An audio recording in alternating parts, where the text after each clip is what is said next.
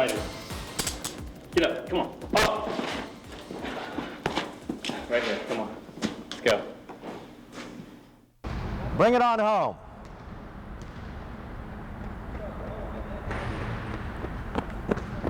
Great time, officer.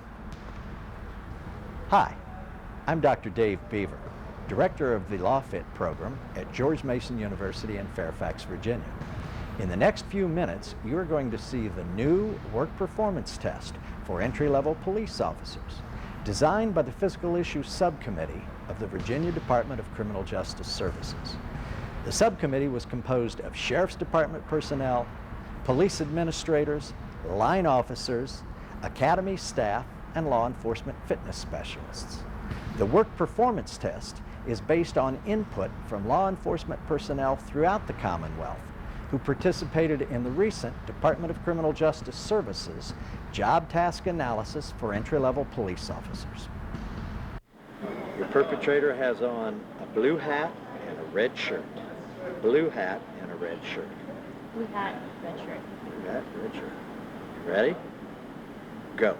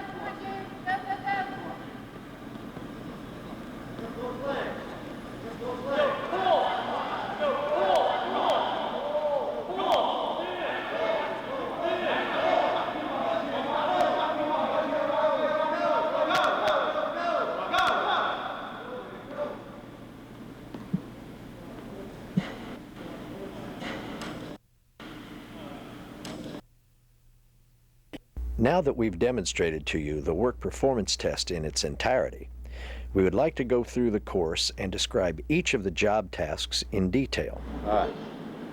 Stu? Yeah. You ready? All right. Prior to the start of the course clock, a monitor provides the officer with two pieces of descriptive information identifying a suspect. The perpetrator has on a blue hat and a red shirt. A blue hat and a red shirt. Are you ready? Yeah. Go. At the command go, the officer's first task is a 25-yard sprint to a 3-foot jump. The jump is followed by another 25-yard sprint to a 5-foot wall. At the wall, the officer must lift him or herself over the structure without using the side supports. Upon clearing the wall, the officer proceeds 10 yards to the next obstacle, a structure 24 inches high and 10 feet long. He or she must low crawl the 10-foot distance without touching the top of the structure. After this obstacle, the officer sprints 25 yards to the next task, a stair climb. For this task, the officer must climb an 8-inch step utilizing a 4-count movement. Left foot up, right foot up. Left foot down, right foot down. The task is completed at the end of the 12th 4-step movement.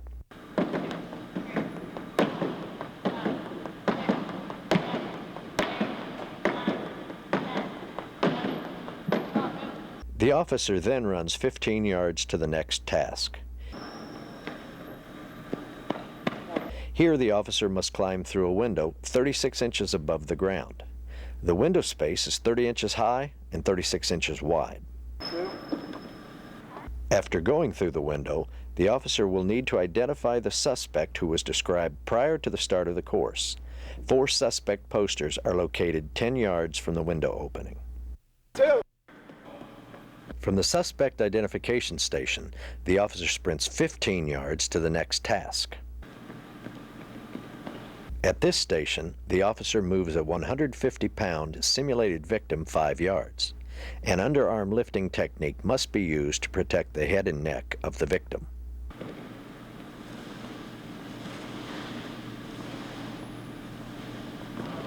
Now the officer must run 20 yards to the final task. Here the officer picks up an unloaded double-action firearm with his or her dominant hand, extends the arm fully while placing the barrel of the weapon through an opening 6 inches in diameter, and pulls the trigger 1 time. The officer must now repeat the procedure using his or her non-dominant hand. Timing stops when the officer puts the firearm down. Having described the tasks in the work performance test, we would now like to demonstrate a variety of techniques for successfully negotiating each obstacle.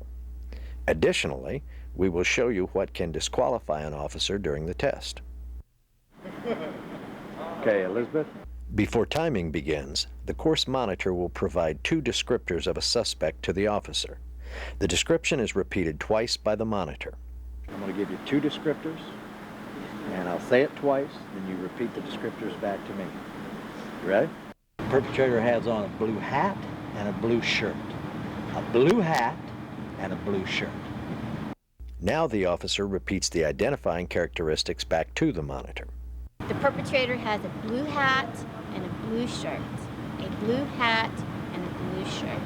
At the command go, timing begins. Go.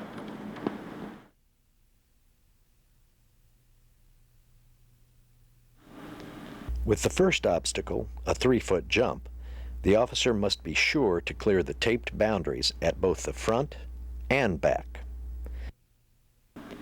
Stepping on either line will be considered a disqualification.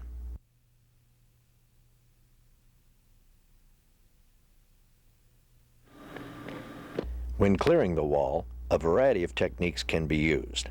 However, use of the side supports is not allowed. With this first technique, the officer uses leg drive to spring up, and an upper body pressing motion to get to the top of the wall. From this point, he or she can either step on the top of the wall or use a straddling motion to clear it. A second variation involves the officer placing his or her forearms on the top of the wall, and then using the straddling motion to clear it. The third variation is to drive upward with the legs. Lean forward over the wall and use the body's momentum to complete the task.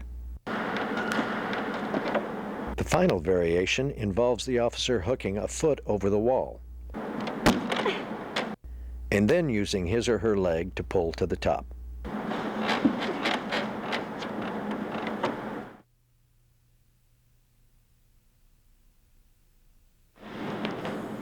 At this obstacle, officers start from a prone position, pulling with their arms and pushing with their legs.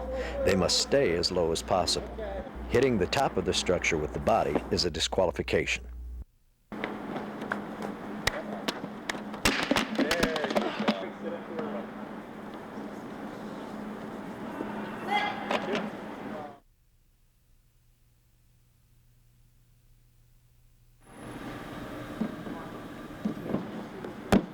For the stair climb, the entire foot must be solidly planted on the step. Stair climbing where only part of the foot contacts the step will not be counted as a successful movement. That's what they do.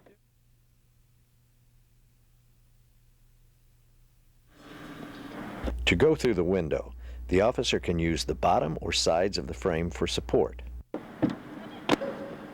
the way through. Excellent. All the way through. Placing a hand on top of the window frame or on top of the structure is a disqualification.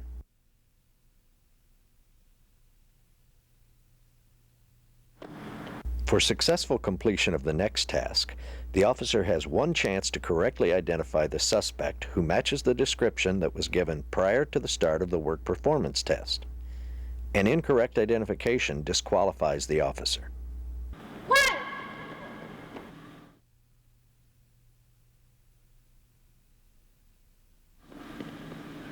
The rescue task requires the officer to lift the victim under the arms and protect the head and neck.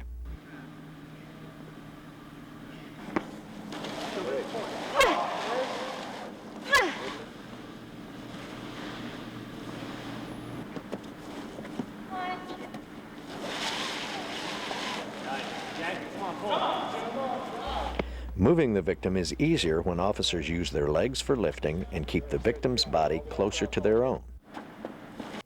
A rescue technique that does not protect the victim's head and neck is a disqualification.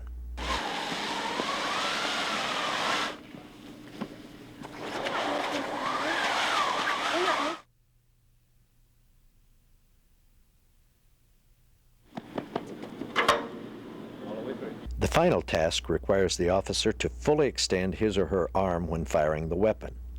The barrel of the firearm must extend through the 6-inch opening. Good. Good.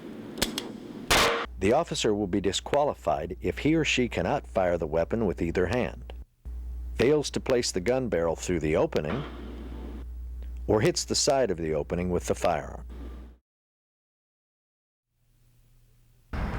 With this work performance test, the Department of Criminal Justice Services has been able to ensure a consistent quality of training for its entry-level officers who will be fit to serve the citizens of the state of Virginia. For further information about the work performance test, you can contact Mr. Ron Besant of the Virginia Department of Criminal Justice Services at 804-786-7802 or the LawFit program at George Mason University, 703-993-2071.